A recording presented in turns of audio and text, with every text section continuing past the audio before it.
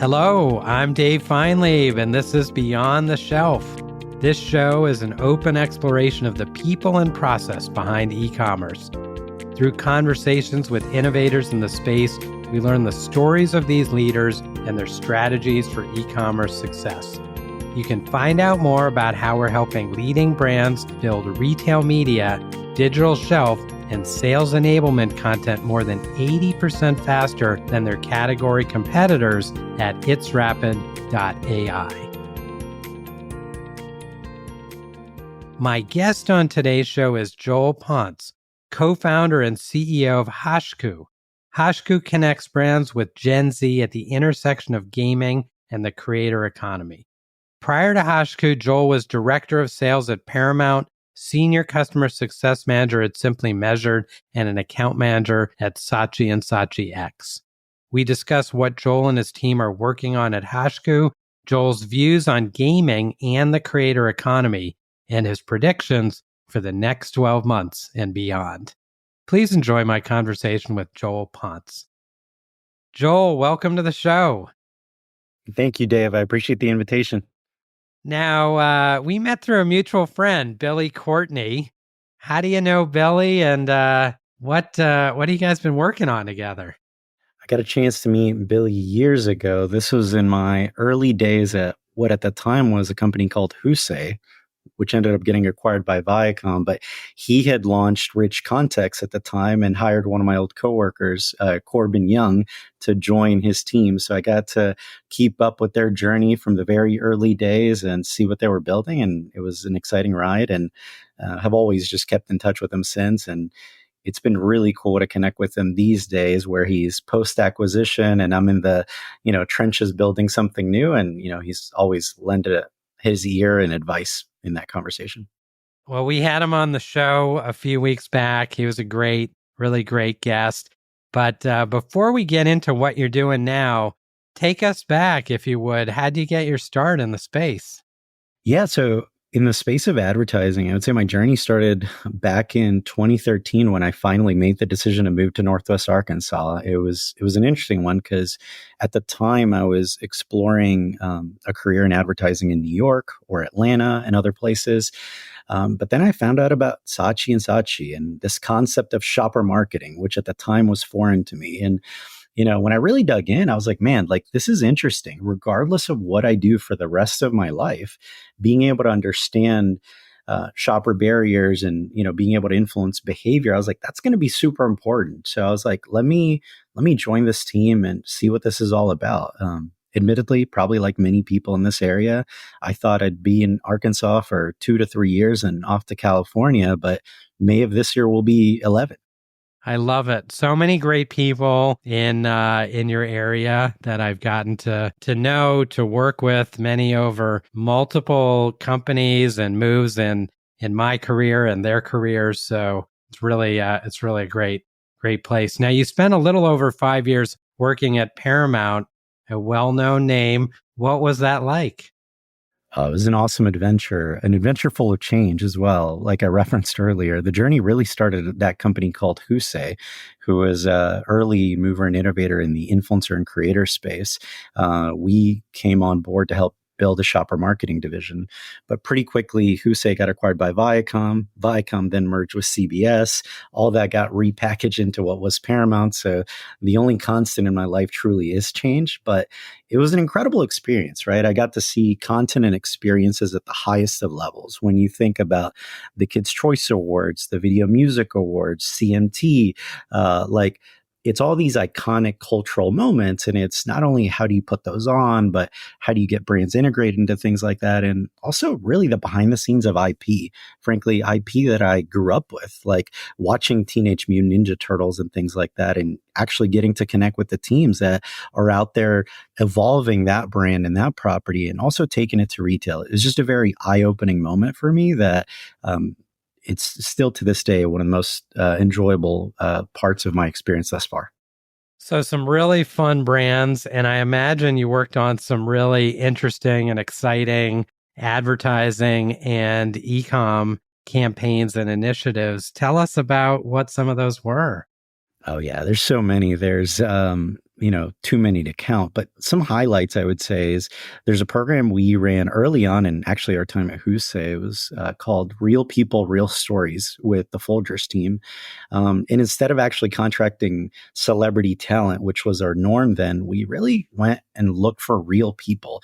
We were casting them as if we were casting people on a show, getting authentic stories and getting both the merchant and the client involved in the selection of those stories, and then ultimately capturing those stories through video and photography. And I would say to this day, that's some of the most touching content I've had a chance to deliver for clients. And, certainly then you get into the more traditionally exciting anything that you put me on that was Teenage Mutant Ninja Turtles or SpongeBob. That was just really fun and super nostalgic.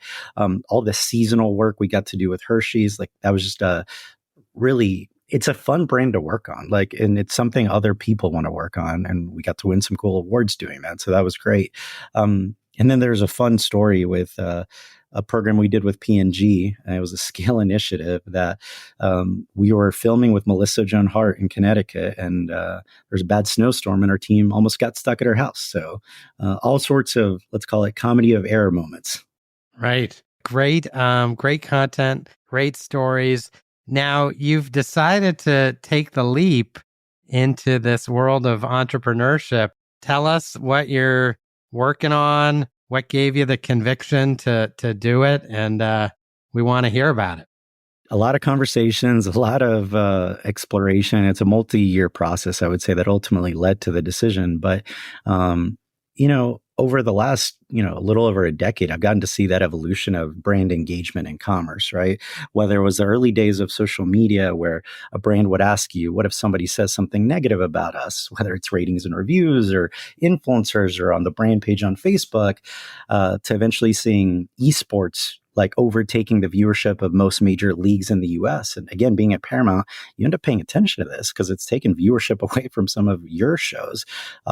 To then eventually seeing our Nickelodeon team recognize that they needed to connect with customers where they were and where the next generation was going to find out about SpongeBob, Turtles, and Avatar and so much more. It was going to be on their channel of choice, and that was gaming. More specifically, in this case, it was Roblox. They built the Nickverse.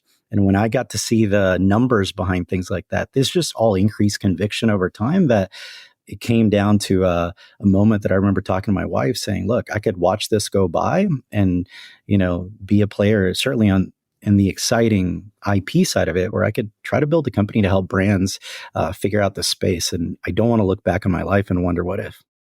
So the new company, tell us about it. What are you doing? The high level is we help connect brands with Gen Z at that intersection of gaming and creator collaborations. What that ultimately looks like is, there's a spectrum of what I'll call crawl, walk, run in the space of gaming. A lot of people often, when you start talking really in depth about the world of gaming, you don't know where to start. And we really become a bit of a guide and help counsel them and where they should get started and why that's their channel of choice. All of this is certainly influenced by the audience they're trying to reach and multiple other factors. But whether it's a media buy within a gaming platform or following gamers in all sorts of different formats, whether it's a gaming integration, an esports tournament, or an actual custom build, we can help you across that spectrum.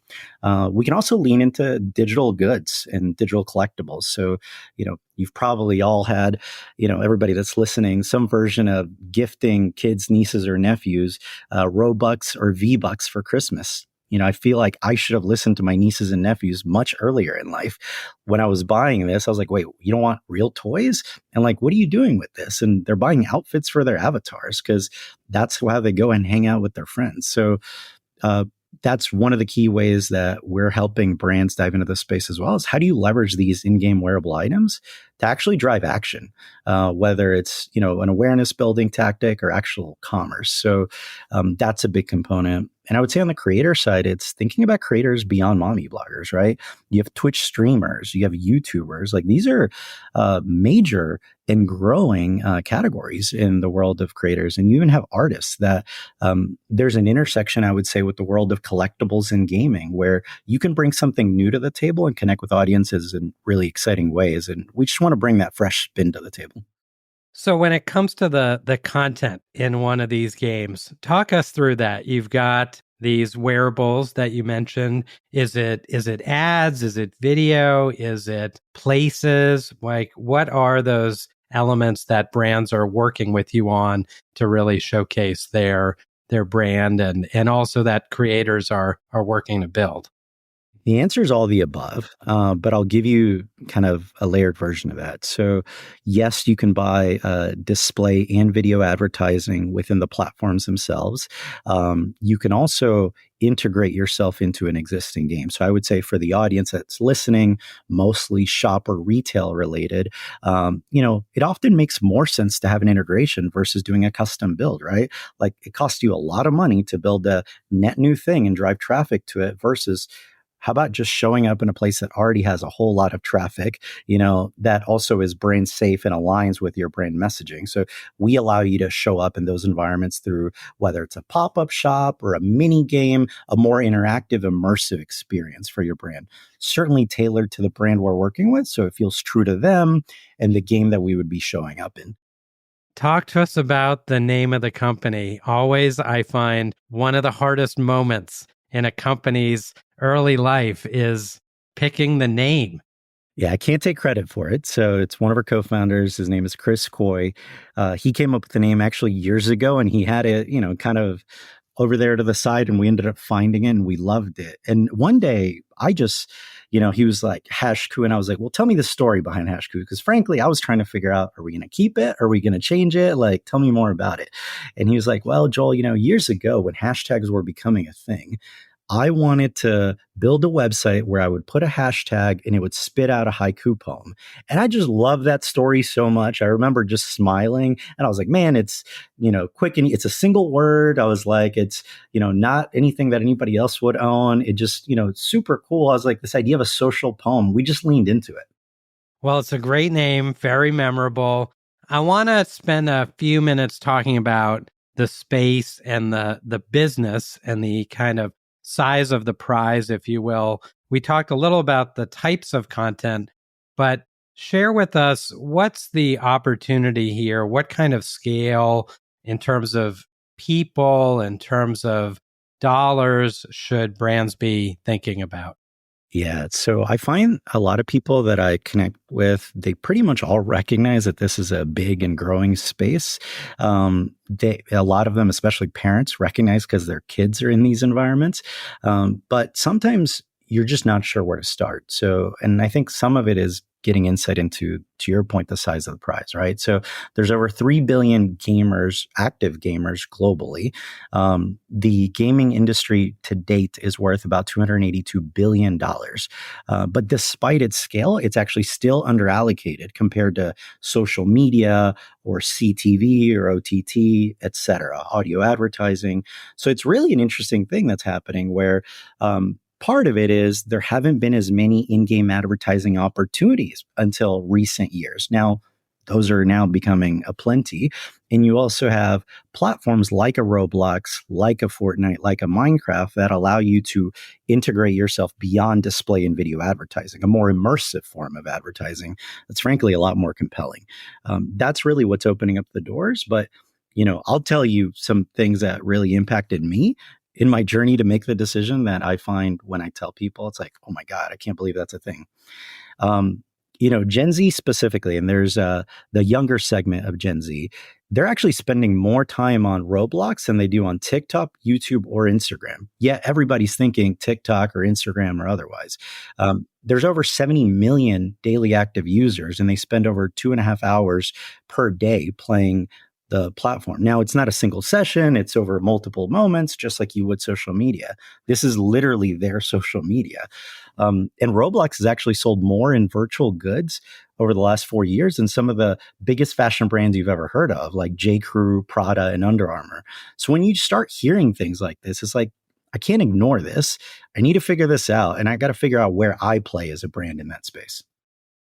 It's great. It sounds amazing.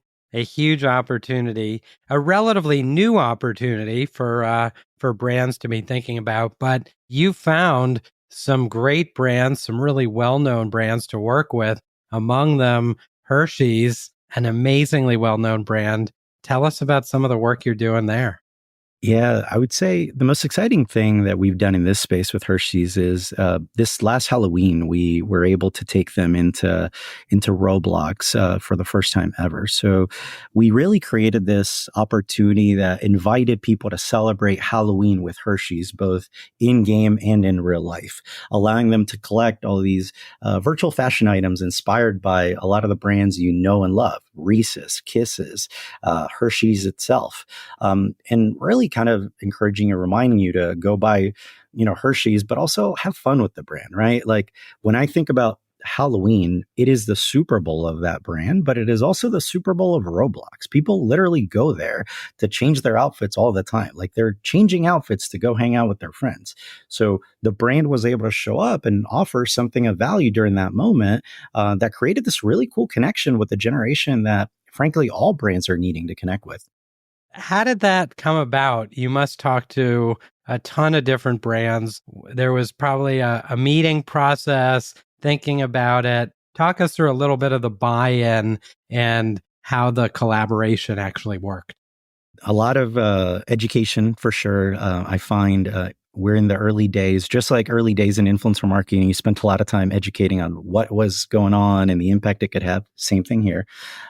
So there's a lot of education, a lot of getting people comfortable with the ways that you can do things in a compliant way, right? So I find that a lot of times people hear something like Roblox and they think, young, I can't do that. But like, there's actually things you can do on the platform to reach the audience you're trying to reach, 13 plus or 18 plus. So we just did a good job, I believe, in the education process and really hand holding our partners along the way, and being patient in doing so to move at their pace, right? For the broader organization, these are big ships to steer, and I think you need to take it one step at a time. And there's just an element of trust and a long term partnership that you just lean into to do good work for them. In these in-game environments, talk to us about what's on the roadmap. You're spending time with brands. What are you planning? What's ahead for you and for them?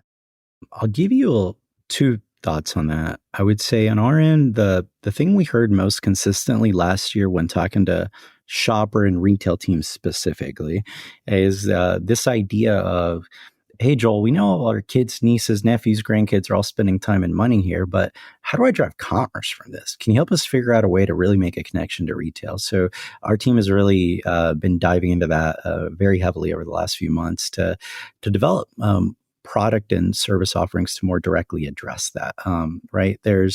So the intersection of gaming and commerce is a space we're incredibly excited about. It makes a lot of sense given, where we're located, Bentonville, Arkansas, certainly our network, and honestly, the gap we see in the market. So we're going to be spending the most time developing both product and service offerings at the intersection of gaming and commerce. Beyond that, I would say it's talking to more brands, retailers, agency partners about how are they currently connecting or looking to connect with Gen Z, right? And what's working, what's not, and what have they done in the world of gaming, and how might we be able to help? At the end of the day, we're building solutions for them, so we just want to make sure their input is a part of our development process. What's an example of what gaming and commerce might look like with one of these brands? Yeah, I'll give you an example that I think we've all probably lived through that, you can imagine this is the new version of that. So when I was a kid, I used to walk down the cereal aisle and say, Mom, I want that one. And rightfully so, she would say, Joel, are you even going to eat that? And the right answer was, no, I just want the toy, although I'm sure that's not what I said. The reality is I wanted the toy inside, right? And these are like things that really incentivize you to make purchase decisions. And, guess what? Nickelodeon knew that too. Like you put a character that people recognize in multiple parts of the store and like that works. So we kind of took inspiration from that and we're like, man, how do we create this cereal box like experience leveraging in-game wearable items? These are the things people want and crave, right? So let's incentivize and reward commerce behavior and beyond with these in-game wearable items brought to you by their brand, limited, available only in a first come, first serve, based on specific actions. One last question on working with the brands. When you think about the teams that you work with at these brands, you've got many different members and stakeholders. Who are you working with, and how do you kind of navigate that within some of these larger clients? Honestly, at the moment, I would say it's a little bit varied. So there is certainly the marketers, whether it's brand, shopper, or omni, whatever we want to call it these days.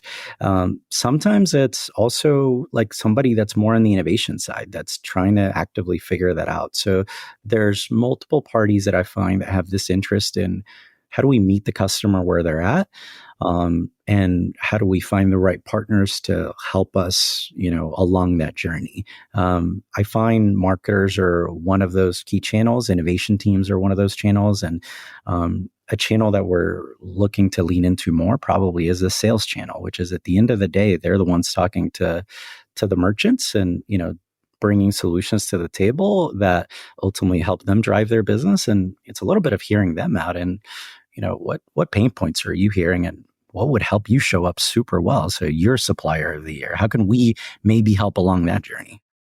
Well, we've covered a lot of great topics, a lot of ground in a new and exciting space. Looking ahead to the next 12 months, even beyond the next 12 months, what are you thinking about? What's on your list?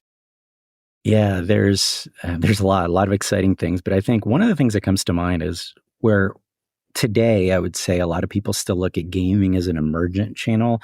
I believe within the next 12 months and shortly thereafter, you're going to start looking at gaming as a tried and true channel to reach next generation consumers. They've already made that decision. It's just a matter of marketers catching up. And I think that's going to lead to a similar story of what's happening in retail media, of everyone's going to try to figure out how they fit into that space. I think you're going to see more brands, more agencies, more vendor partners that are going to end up having to lean into it because, frankly, retail media is definitely the fastest growing category in advertising, but it's followed by gaming, and gaming is being led by the consumer. So I think that's a little bit different. And I do think virtual goods are going to become more top of mind, where right now that might sound weird to some people, but I think this idea of brands literally having a whole new product category that they're able to monetize in the form of virtual goods or a way to leverage those to actually drive action, I believe that's going to be commonplace as well. Great predictions. We'll check back with you in 12 months and see how things are looking. But I love these, and it's what a great space, super exciting area that you're in. Joel, I'd love to ask you a few quick questions before we wrap up, if you're up for that. Let's do it. All right. This first one I know is tough because I'm asking you to choose only two, which is really challenging. But if you had to choose just two, which two people have inspired you the most in your professional life?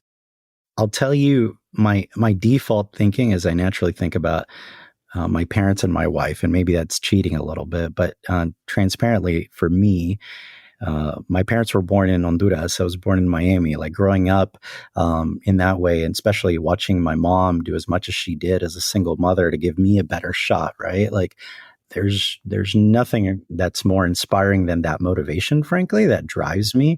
I would say my dad, likewise, I was young and he started ventures, right?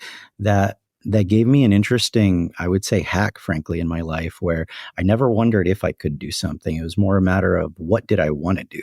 I just needed to decide and move forward. So my parents have been a huge inspiration. And I would say my wife absolutely is an inspiration. Frankly, the family we hope to build, right? We don't have kids yet, but it's certainly something that we would like to do. And it's when you leave corporate America, that's a big leap. And you want to make sure you do the best you can, both for her and for your family. And she's incredibly motivating and pushes me in the best of ways. So I would say those are the ones that ring most true, most constantly.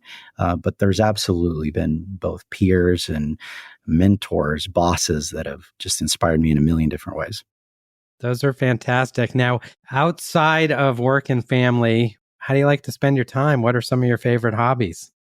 I'll start with the maybe somewhat quirky ones. Like I love sports. That one's not unusual, soccer being the big one, but I really enjoy collecting sports memorabilia here and there. So whether it's like a PSA graded, Michael Jordan card or something else. I just remember as a kid getting my first Jordan card from my dad one day and collecting some of those throughout the years, and every now and then, I see something I like and I pick that up, and, hopefully I'll pass that on at some point.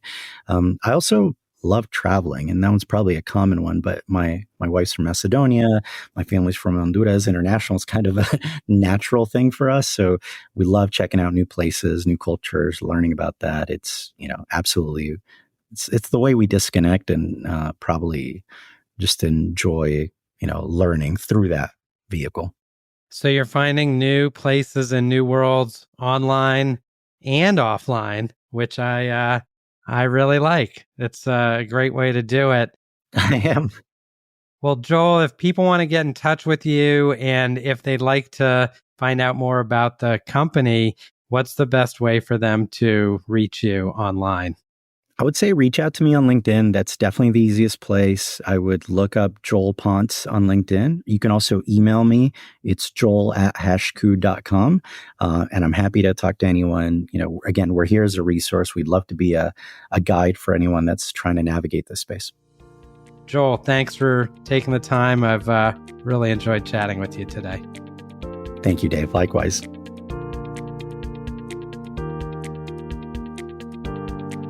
I hope you enjoyed today's show. Beyond the Shelf is brought to you by It's Rapid. It's Rapid is the platform Pepsi, Sierra Nevada, Revlon, and hundreds of other leading brands and retailers use to build personalized content at scale. Whether that's images, videos, or product descriptions for their product detail pages, shoppable videos or banners for their digital ad campaigns, or sell sheets for sales enablement, brands that use It's Rapid are able to produce high-quality, on-brand content on average more than 80% faster than category competitors. To find out more, please visit itsrapid.ai. Thanks for listening, and we'll see you next time on Beyond the Shelf.